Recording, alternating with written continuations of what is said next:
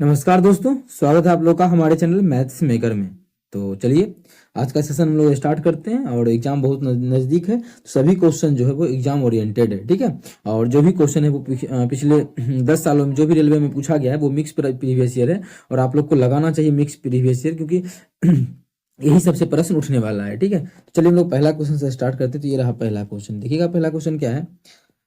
चंद्रशेखर ने 12 एक समान वस्तु को कुल 420 रुपया में बेचा, ठीक है। 12 गो वस्तु का जो बेचा है, 12 गो वस्तु दिया हुआ है कि अगर देखा जाए। और आगे क्या बोला है, आगे जिसमें से उसे 7 वस्तुओं के क्रय मूल्य के बराबर हानि हुई, तो एक वस्तु का क्रय मूल्य ज्ञात कीजिए। अब रुपया जो भी दिया उससे अभी मतलब नहीं है। सबसे पहले ये देखना है हमें कि क्या हानि हुआ है। तो यहाँ पे ये दिख रहा है कि जिसमें उसे 7 वस्तुओं के क्रय मूल्य के बराबर हानि हुआ। जो भी हानि हुआ ना उसी को मान लेना है। अगर क्रय मूल्य के बराबर हानि हुआ तो क्रय मूल्य को मानेंगे, अगर विक्रय मूल्य के बराबर हानि होता तो विक्रय मूल्य को मानते। जैसे इसमें क्या हानि हुआ है, क्रय मूल्य के बराबर। जितना भी क्रय मूल्य 7 वस्तु 10 वस्तु कोई मतलब नहीं है, मतलब क्रय मूल्य के बराबर हानि हुआ है तो मान लेंगे कि एक वस्तु का जो क्रय मूल्य है 1 रुपया, क्रय मूल्य ही मानेंगे।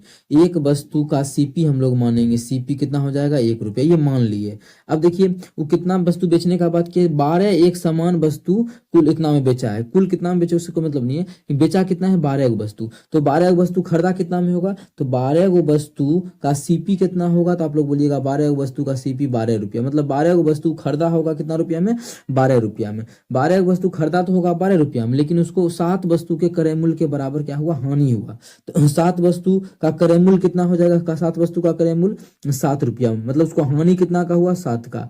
मतलब 12 का चीज था, अब देखा जाए तो सीपी कितना है 12 रुपया, 12 वस्तु, और 7 का उससे क्या हुआ, हानि हुआ है। कितना का हानि, जो हम लोग मान लिए 7 का।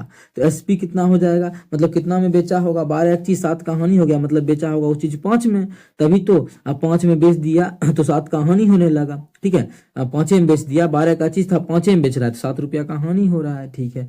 अब ये हमारा कुल का कुल यहाँ पे निकल के तैयार है। अब जो बोलेगा क्वेश्चन में वो चीज हम लोग करेंगे। अब देखिए 12 वस्तु को का क्या दिया, 12 वस्तु एक समान वस्तु को कुल 420 रुपया में बेच रहा है। बेच रहा है कितने में, 420 में। और हम लोग कितना लाए हैं बेचने का, 5 लाए हैं। मतलब 5 जो बराबर है वो ओरिजिनल में 420 के बराबर है। मतलब हम लोग का तो है एसपी कितना 5, लेकिन वो बेच रहा है कितना में, क्वेश्चन में जो दिया है कुल 420 रुपया में बेचा। मतलब इसका मतलब है कि 5 का जो मान है वो 420 के बराबर है। जब यहाँ से इसको काटेंगे तो एक अनुपात का जो मान आ जाएगा 5 8 40, 5 चौके 20, कितना आ जाएगा 84। एक अनुपात का मान 84। क्वेश्चन में पूछा क्या है, तो एक वस्तु का क्रय मूल्य ज्ञात करें। एक वस्तु का क्रय मूल्य हम कितना माने थे, 1 रुपया। एक वस्तु का क्रय मूल्य 1 रुपया माने थे, मतलब एक अनुपात माने थे।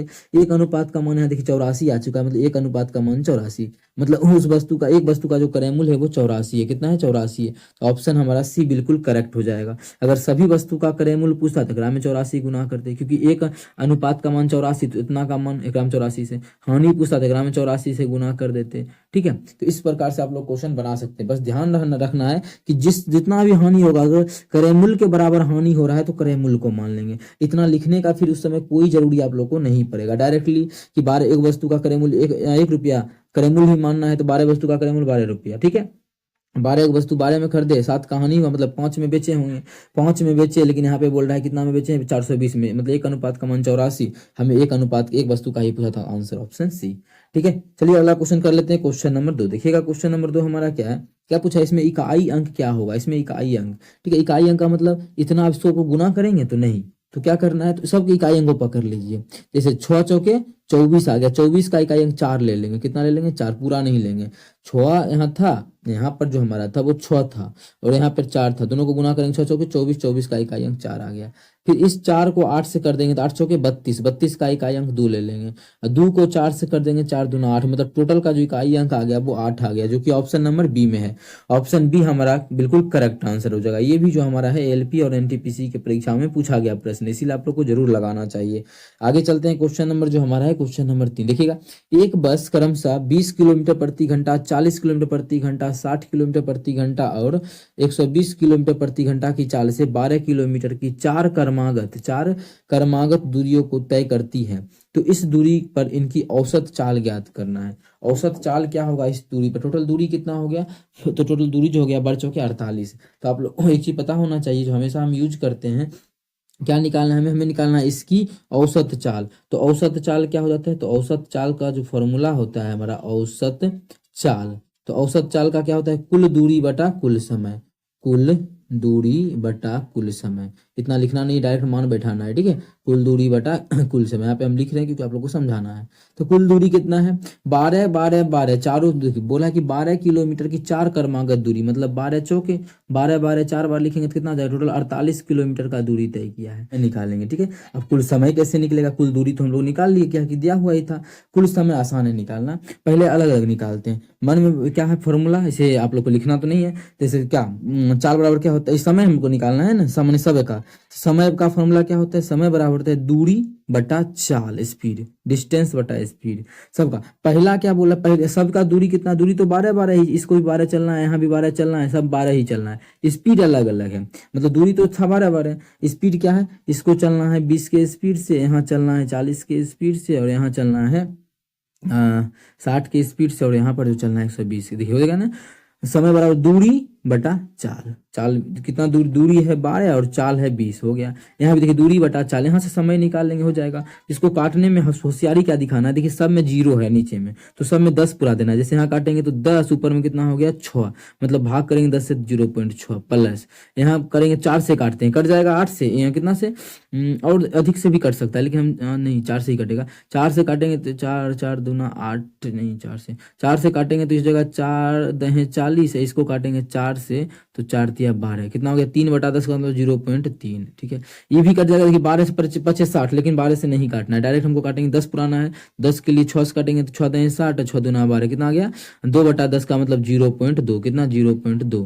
अब प्लस यहाँ करेंगे तो 12 दहे 120, 10 भाग करेंगे तो 0.1, कितना 0.1। अब सबको जोड़ेंगे 6 3 9 9 2 11 11 1 12, 12 का मतलब 1.2 आ जाएगा, क्योंकि सब में पॉइंट था, 1.2 से भाग कर देंगे, ये हमारा यहाँ पे आंसर आके तैयार हो जाएगा। तो इसको काटेंगे तो यहाँ पे 0, 12 चौके 48, 4 गुना 10 कितना आ गया 40, मतलब इसका जो एवरेज स्पीड आ गया वो आ गया 40 किलोमीटर पर घंटा। हमें क्वेश्चन में ही निकालना था, इनकी औसत चाल ज्ञात करें, तो इनकी औसत चाल हो जाएगा 40 किलोमीटर पर आवर, कितना 40 किलोमीटर पर आवर। एलसीएम वाला मेथड से भी इस क्वेश्चन को बना सकते हैं, सबका एलसीएम लेके, वो भी मेथड अगर जरूरी लगा तो बताएंगे, लेकिन इस क्वेश्चन में वैसा जरूरी नहीं है, यहाँ पे समय निकालना आसान है, तो इस प्रकार से भी आप लोग चाहें तो सॉल्व कर सकते हैं, कोई बड़ा इशू नहीं है। उम्मीद करते हैं समझ में आ गया होगा। कहीं भी किसी प्रकार का कोई भी दिक्कत हो किसी भी क्वेश्चन में कमेंट करके पूछ सकते हैं। ये आपका अपना चैनल है मैथ मेकर, डेली जो है अपने चैनल पे सुबह के 6 बजे और शाम के 7 बजे अपने चैनल पे मैथ्स मेकर पे प्रीवियस ईयर क्वेश्चन आता है, जरूर आप लोग देखिए। जैसे ही एलपी का एग्जाम खत्म होगा, जैसे आप लोग को करवा रहे हैं मिक्स प्रीवियस ईयर, तो जो भी एग्जाम में क्वेश्चन आएगा वो, और जो भी एनटीपीसी का एग्जाम होने वाला है, ग्रुप डी का वैकेंसी आने वाला है 1 महीना के अंदर, वो सभी भी आप लोग को प्रीवियस ईयर मिलने लगेगा हमारे चैनल मैथ्स मेकर पे। तो अपने सभी दोस्तों के साथ शेयर करें, हमारे चैनल को सब्सक्राइब जरूर करें। अगला है, यदि एक ऋण साधारण ब्याज पर 6 वर्षों में बढ़कर 3 गुना होता है तो 8 गुना होने में उसे कितना समय लगेगा। तभी जब भी क्वेश्चन आ जाए इतना गुना होता है इतना दिनों में, तो किस प्रकार से सॉल्व करना होता है उस क्वेश्चन को, अभी आप लोगों को हम बहुत ही आसान तरीका बताएंगे इस क्वेश्चन को सॉल्व करने का। देखिए क्या बोला है क्वेश्चन में कि साधारण 6 वर्ष में कितना होता है 3 गुना होता है, मतलब कोई भी मूलधन है, ठीक है, समय कितना है 6 ईयर का समय लगा, तो कितना हो गया मूलधन, कोई भी मूलधन नहीं, जो पी अगर किसी का 1 था, पी अगर 1 था तो कितना हो गया मूलधन जो हो गया वो बोल रहा है 3 गुना हो गया, मतलब एक था हो गया कितना 3 हो गया, तो 3 गुना आप लोग को दिख रहा है ना कि था तो 1 और कितना हो गया 3 गुना हो गया 3 हो गया। ये चीज समझ में आया कितना। तो ब्याज कितना बढ़ा, तो ब्याज आप बोलिएगा 1 था हो गया 3, तो ब्याज जो है साधारण ब्याज वो कितना है, वो साधारण ब्याज 2 का बढ़ तो कितना बढ़ गया है 2, इतना तो ब्रेक करते हैं, आगे पढ़ते हैं। आगे बोला है हमें क्या चाहिए, तो 8 गुना होने में उसे कितना समय लगेगा, 8 गुना, मतलब 1 था उसको कितना होना है 8 गुना होना है, 8 गुना होने में कितना समय लगेगा ये बताना है कि उसको जो 8 गुना हो जाएगा तो कितना समय लगेगा, ठीक है।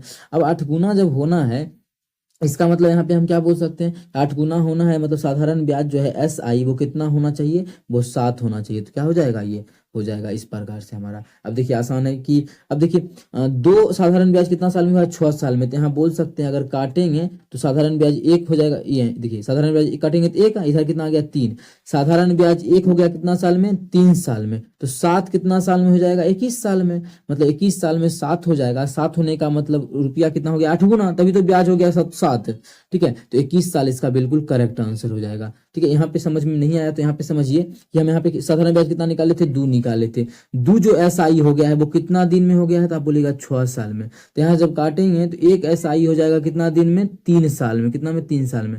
लेकिन साधारण ब्याज हमें कितना पुराना है, यहाँ पे देखिए साधारण ब्याज 7 पुराना है, तो 7 पुराने के 7 से गुना करेंगे, इधर हो तो इधर करेंगे, मतलब 7 हो जाएगा कितना दिन में, 21 साल में। कितना साल में, 21 साल में। हमें यही तो पुराना है, तो ऑप्शन जो है डी बिल्कुल करेक्ट आंसर हो जाएगा। कौन सा option, option D.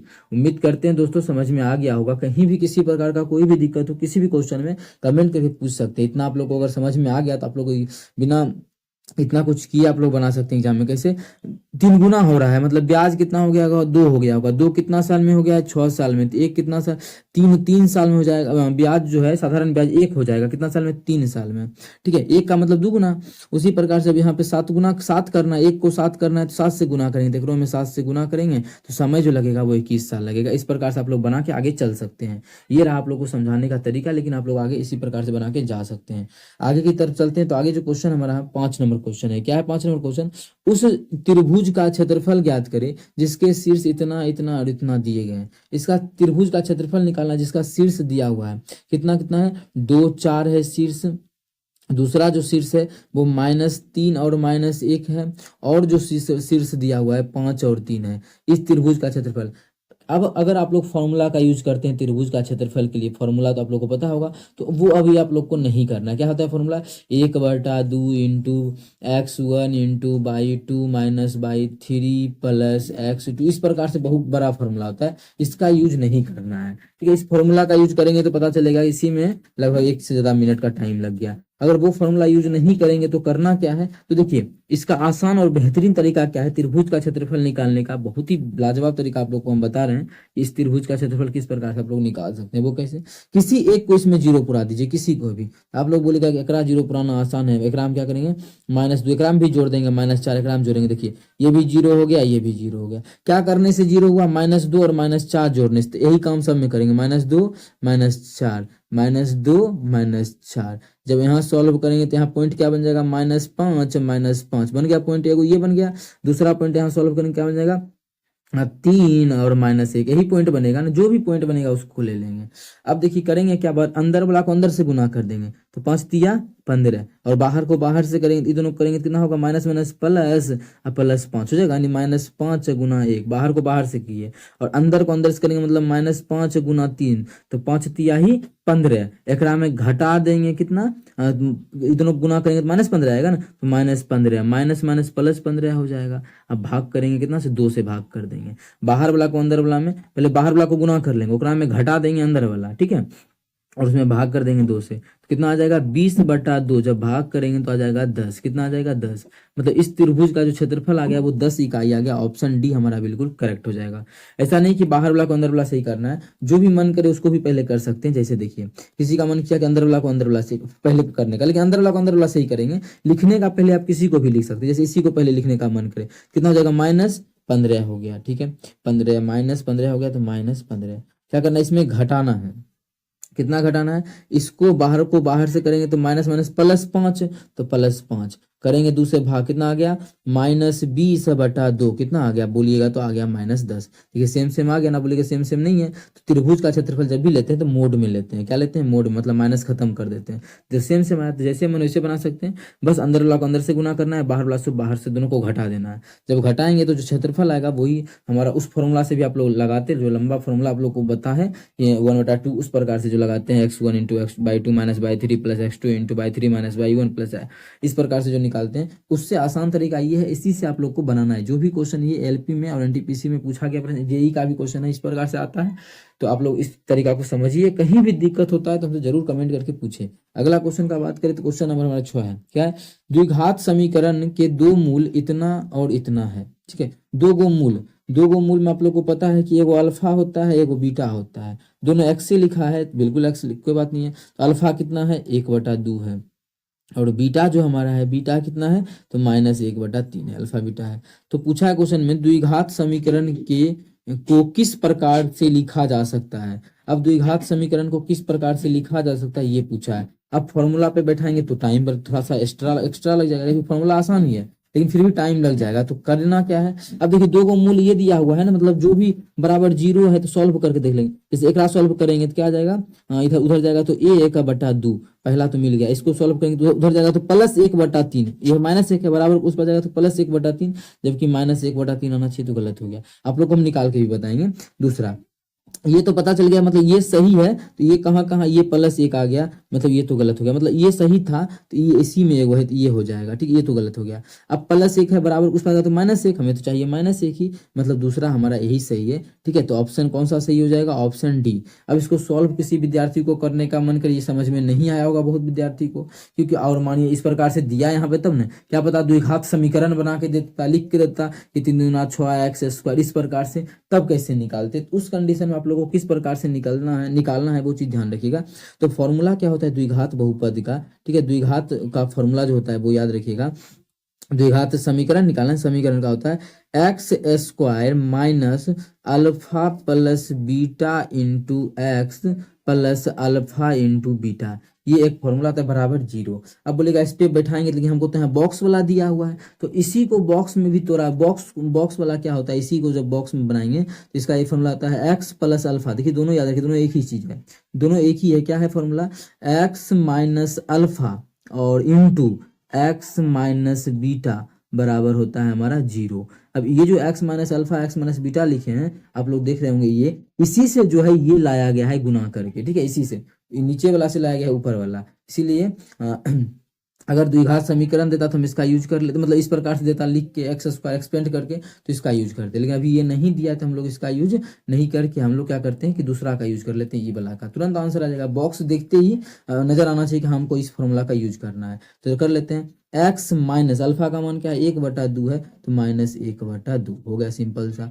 Into x minus beta, minus एगो यहाँ भी माइनस है तो माइनस माइनस प्लस 1/3 हो गया। इसको सॉल्व कीजिए और आंसर मिलेगा। जब सॉल्व करेंगे तो एलसीएम लेंगे तो यहाँ 2 हो जाएगा, यहाँ पे हो जाएगा 2x माइनस 1, इधर क्या हो जाएगा, इधर एलसीएम लेंगे तो हो जाएगा 3x प्लस 1 बराबर जीरो, जीरो। अच्छा जीरो को मानिए 2 और 3 उधर जाएगा तो खत्म हो जाएगा, मतलब 2 और 3 उधर जाके खत्म हो जाएगा, तो यहीं पे खत्म कर देते हैं। ऐसा कौन से ऑप्शन में, तो आप लोग को ऑप्शन डी ही नजर आएगा, देख सकते हैं मिला सकते हैं, तो ऑप्शन डी करेक्ट होगा। लेकिन आप लोग को जो तरीका बताया हम शुरू में उस तरीका पे बनाइए, ज्यादा सही रहेगा क्वेश्चन को हल करना। चलिए अगला क्वेश्चन करते हैं। और हाँ, समझ में आता है तो अपने सभी मित्रों के साथ हमारे इस चैनल को सब्सक्राइब करें और अपने शेयर करें, जितना भी मित्र है आप लोग के पास जरूर ज्यादा से ज्यादा शेयर करें, क्योंकि आप लोगों के लिए हम बहुत ही बेहतरीन बेहतरीन क्वेश्चन ले रहे हैं। और एसएससी जीडी का भी लाएंगे, वैसे एएलपी का एग्जाम खत्म हो फिर एनटीपीसी का भी चलेगा, एएलपी का भी चलेगा, और आप लोग के लिए जो भी चाहिए ग्रुप डी का आने वाला वैकेंसी उसका भी चलेगा, ठीक है, टेक्नीशियन का भी, तो ये सब क्वेश्चन तक करवा ही रहे हैं। क्या है 7 नंबर, देखिए है, एक वस्तु को 2332 रुपये में बेचने पर किसी व्यक्ति को 12% की हानि होती है, तो वस्तु का क्रय मूल्य क्या होता है। अगर 2332 रुपया में बेचता है तो उसको 12% का क्या होता है, हानि होता है। 12% का कोई चीज को अपने आप में, कोई भी वस्तु का क्रय मूल्य सीपी अपने आप में कितना होता है, तो आप लोग बोलिएगा अपने आप में 100% होता है। 12% का हानि हो रहा है, हानि हो रहा है कितना का, 12% का, माइनस मतलब उसको बेचा कितना में होगा, 12% का हानि हो रहा है, मतलब 88% में बेचा होगा। कितना परसेंट में, 88% में।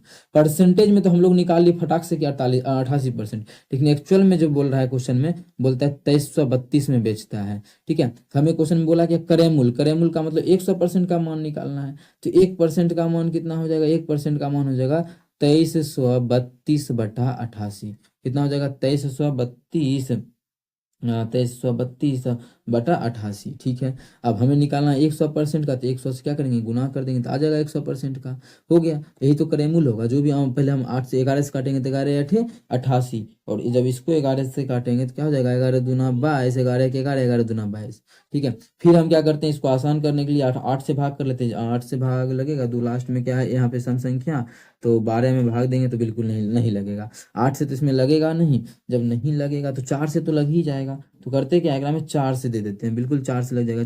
4 दूना 8, एक रात देंगे भाग तो 4 पचे 20, 4 तिया 12, 53 आ गया। 2 सी कट जाएगा 50 बार में, मतलब कितना आ गया, 50 गुना 53। आसान है गुना करना, क्योंकि 5 से ही गुना करना, जीरो बैठा देना है। 5 या 15, 5 बाकी ये 1 पचे 25, 1 26, मतलब जिस वस्तु का क्रय मूल्य होगा वो 2650 होगा, जो कि हमारा ऑप्शन नंबर किसमें है, ऑप्शन ए में है। तो ऑप्शन ए हमारा बिल्कुल करेक्ट आंसर हो जाएगा। कौन सा ऑप्शन, ऑप्शन ए।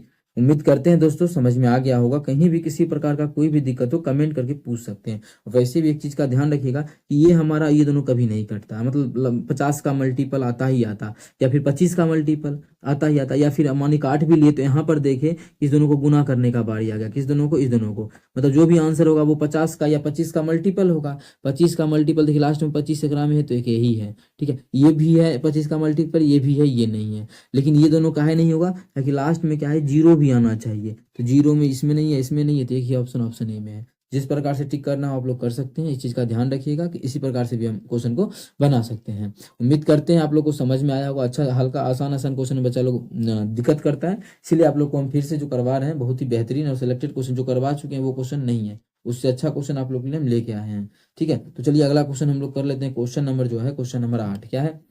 अब इस प्रकार का क्वेश्चन आ जाए एग्जाम में तो क्या करिएगा, कैसे सॉल्व कीजिएगा, वही चीज़ आप लोग के साथ अभी डिस्कस करेंगे हम। जो भी है सबसे पहले उसको लिख लीजिए, जो भी यहाँ पे आप लोग को शो हो रहा होगा उस चीज़ को हमें क्या करना है, लिख लेना है। कितना है, 3, अच्छा उस चीज़ को लिख लेना है, लेकिन टाइम बर्बाद होगा, उस चीज़ को नहीं लिखते क्योंकि आप लोग को यहाँ पे हम पूरा शो अच्छे से करवा देंगे। ठीक है, अब देखिए उस चीज को नहीं लिखना है तो आखिर बनाना कैसे है क्वेश्चन को।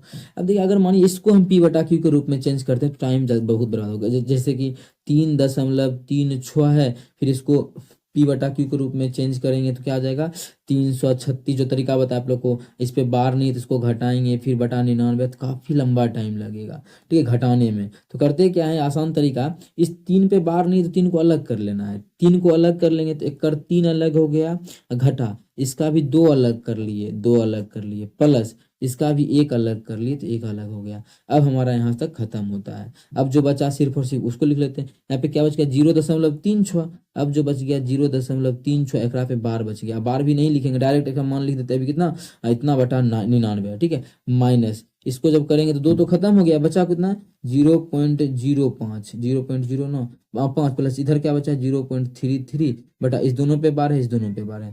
यहाँ सॉल्व करना आसान है, क्या कि 3 1 4, 4 में से 2 गया, मतलब इस पूरे सॉल्व करके 2 आ गया। अब इधर का सॉल्व कर लेते हैं फटाफट, कितना हो जाएगा, इसको P/Q के रूप में अलग में चेंज करते हैं इधर, तो कितना है 36, तो बटा दशमलव के बाद क्या है, 2 को संख्या पे बार है तो 2 को 9 से भाग कर देंगे।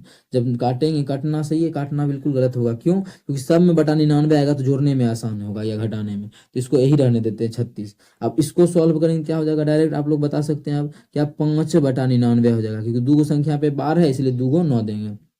इसका क्या हो जाएगा, इसका हमारा हो जाएगा 33/99। कट रहा था फिर भी नहीं काटे हैं क्योंकि आसान होगा। अब जो प्लस में उसको जोड़ लेते हैं, या फिर पहले इन दोनों को सॉल्व कर लेंगे तो कितना हो जाएगा, या फिर पहले इस दोनों को करना आसान होगा। 31 में से 5, 36 में से 5 गया तो 31 आ गया, इस दोनों कर कितना आ गया, 31/99। इस दोनों को जोड़ेंगे तो 31 और 33 कितना हो जाएगा, 30 दूना 60, 4 64/99, कितना आ गया, 64/99। अब 99 का मतलब अभी आप तुरंत समझा आप लोग को, ठीक है, सिर्फ 99 है, ये जीरो तो है नहीं, तो बोल सकते हैं 2.6464। नीचे में 2 को 9 आया, इसका मतलब 2 को संख्या पे क्या होगा, बार होगा। इसका मतलब इसका सॉल्यूशन जो आ गया अभी, हाँ इसका सॉल्यूशन जो आ गया वो हमारा आ गया ऑप्शन नंबर सी, जो कि 2.64 पे बार है। ऑप्शन 2 हमारा सी बिल्कुल करेक्ट आंसर हो जाएगा। कौन सा ऑप्शन, ऑप्शन सी।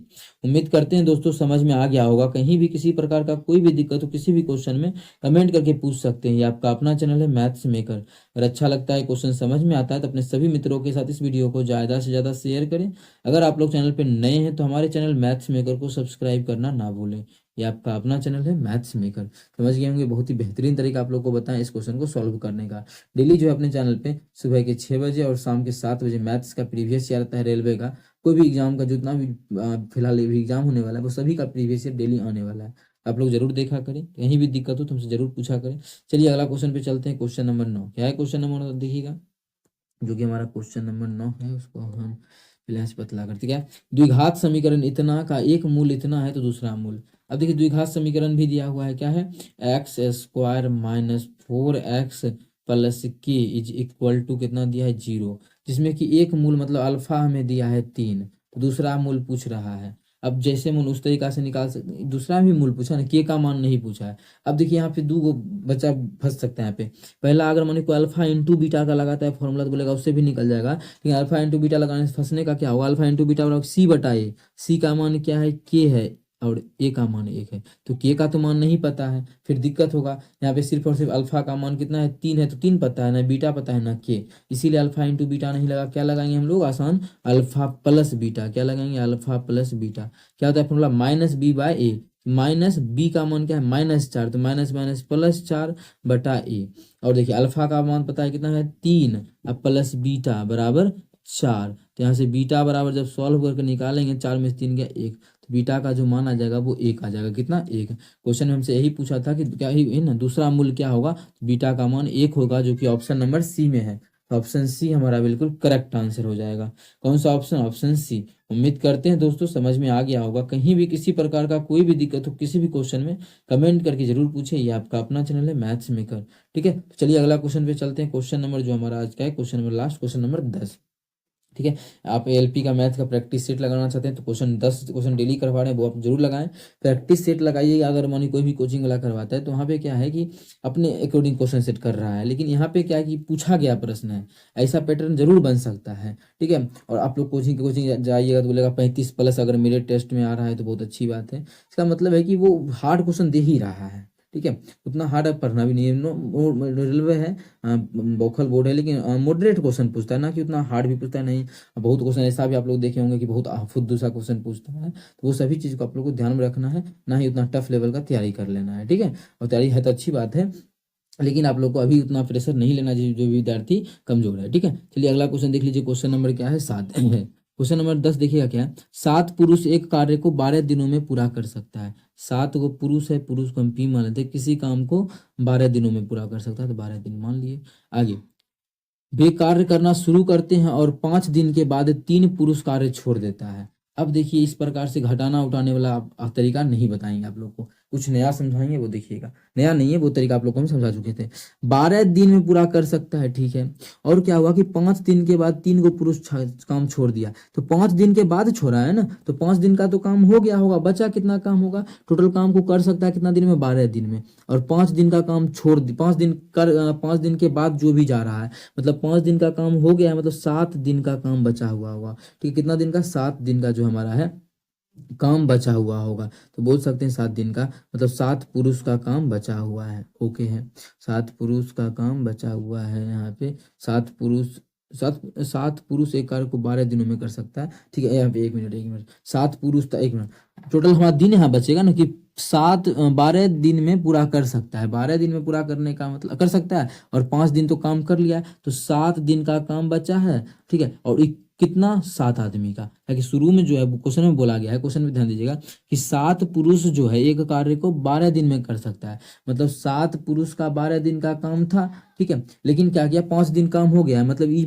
5 गो पुरुष मतलब जो टोटल है 7 पुरुष 5 दिन तक किया होगा ना, उसके बाद वो काम छोड़ के चला गया होगा, तो काम बचा कितना होगा। अब देखिए 7 टोटल जो काम था वो 7 पुरुष का काम तो होगा ही होगा, कितना, 7 दिन का और बचा हुआ होगा, क्या कि उसके बाद वो चला गया, मतलब टोटल काम जो है अब हमारा इतना बचा हुआ होगा। कितना काम होगा, 7 गुना 7 इतना काम बचा हुआ होगा। अब इसी काम को बोला है कि 5 दिन के 3 पुरुष कार्य छोड़ देता है। अब 3 गो आदमी काम छोड़ दिया, टोटल आदमी क्या था, 7 गो था, 3 गो आदमी काम छोड़ दिया, तो बचा कितना, 4 आदमी। कितना आदमी बचा, 4 आदमी। तो होता है शेष पुरुष, मतलब शेष जो 4 को बचेगा, शेष कार्य को कितने दिनों में करेगा, शेष काम कितना है, इतना है। इसी काम को कितना दिनों में करना है, 4 दिन में। तो इसको सोच सकते हैं 49/4, मतलब इतना दिन में पूरा कर देगा। जिसको पूर्णांक में तोड़ेंगे तो 12 चौके 48, 48 1 49, मतलब 12 सही 1/4 दिन का क्या होगा, समय लगेगा उस काम को खत्म करने में। अगर इसमें किसी विद्यार्थी को समझने में दिक्कत है तो वो घटाने वाला तरीका कर सकता है। वो क्या, देखिए शुरू में जो टोटल काम हमारा कितना था, 7 गो पुरुष 12 दिन में कर सकता है, तो 12 दिन में कर सकता है, ठीक है। अब घट जाएगा क्या, 7 गो पुरुष जो है 5 दिन तक तो काम किया, उसके बाद चला गया, जो भी गया, 3 गो पुरुष 2 गो पुरुष का मतलब नहीं है, मतलब 7 गो पुरुष तो 5 दिन तक तो साथ किया होगा, उसके बाद गया होगा। यहाँ जब घटाइएगा आप लोग देखिए दोनों में 7 है, 7 कॉमन ले लेंगे, फिर 12 में से 5 गया तो 7, मतलब इतना काम शेष बचेगा, इतना काम शेष बच गया। अब इसी काम को करेगा कौन सा आदमी, जो आदमी नहीं गया है, 4 आदमी नहीं गया, तो इस काम को करवा दिए। इस प्रकार से भी निकाल सकते हैं, लेकिन ये तरीका नहीं करना, डायरेक्ट आप लोग अप्रोच अपना उठाइए जो आप लोग को सिखाए हैं कि 7 वो जब 5 दिन करके गया तो 5 दिन का काम हो गया, बचा कितना होगा, 7 दिन का काम, 7 आदमी का काम बचा हुआ होगा, उस प्रकार से बना लेना है। टोटल 10 क्वेश्चन था। उम्मीद करते हैं सभी क्वेश्चन को आप लोग एंजॉय किए होंगे, समझ में आया होगा। अपने सभी मित्रों के साथ इस वीडियो को ज़्यादा से ज़्यादा शेयर करें। अगर आप लोग चैनल पे नए हैं तो हमारे चैनल मैथ्स मेकर को सब्सक्राइब करना ना भूलिए, आपका अपना चैनल है मैथ्स मेकर। ठीक है, तो चलिए आप लोग के लिए नेक्स्ट क्लास में बेहतरीन और क्वेश्चन लेके आएंगे। कहीं भी दिक्कत हो तो पूछिए। Thank you.